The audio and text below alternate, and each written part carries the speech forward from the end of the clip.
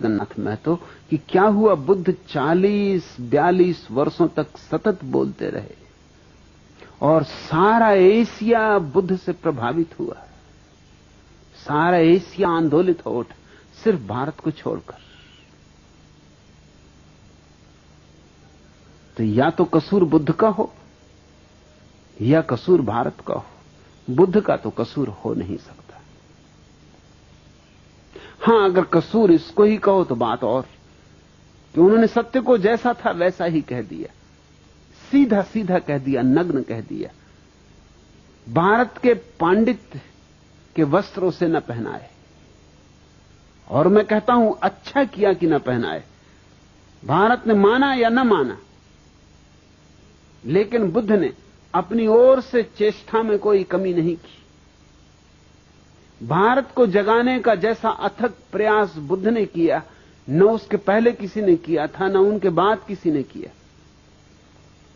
और मैं तुमसे कहता हूं, सत्य के रास्ते पर असफल हो जाना असत्य के रास्ते पर सफल हो जाने से लाख दर्जा बेहतर।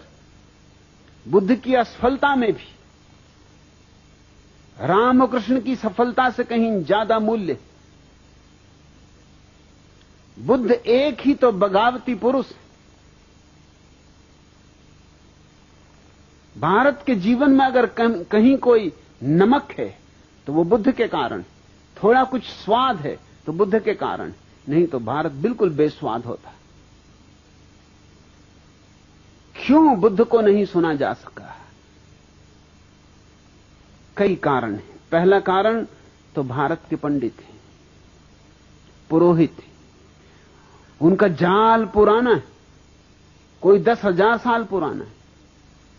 और बुद्ध जैसा व्यक्ति जब भी कहीं पैदा होगा तो पंडित और पुरोहित उसके विपरीत खड़े हो जाएंगे, क्योंकि उसकी चोट उनके पूरे धंधे को ही तोड़ने लगती।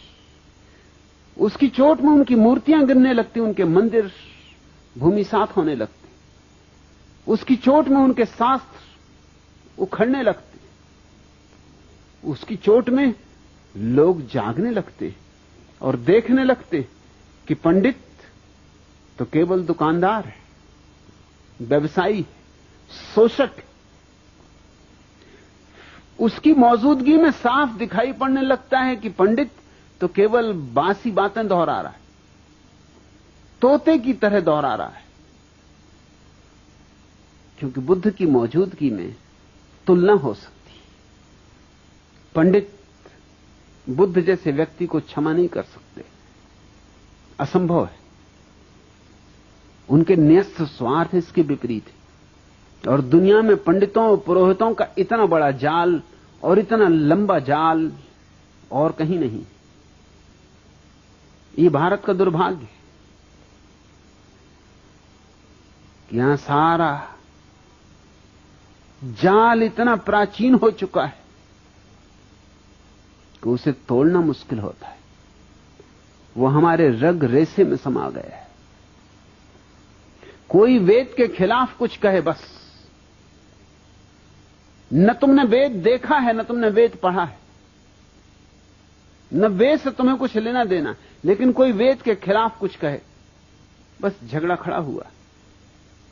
तुम सुनने को राजी नहीं। भारत में आज भी लोग कहे चले जाते हैं कि वेद ईश्वरीय, ईश्वर ने रचा है। बड़ी हैरानी की बात मालूम पड़ती। पढ़े लिखे लोग, सुशिक्षित लोग, विश्वविद्यालयों में पढ़ाने वाले लोग भी यही मूर्खतापूर्ण बात कहते हैं कि वेद ईश्वर ने रचा है। और जरा वेद को कहीं से भी तो उलट कर देख लो तो तुम्हें साफ हो जाएगा कि ये बातें ईश्वर ने कैसी रची होंगी। हर वेद की ऋचाओं का जो अध्याय है उसके पहले ही ऋषि का नाम दिया हुआ है कि किस ऋषि के ये सूत्र हैं। और उन सूत्रों से जाहिर होता है कि वो मनुष्यों के रचे हुए।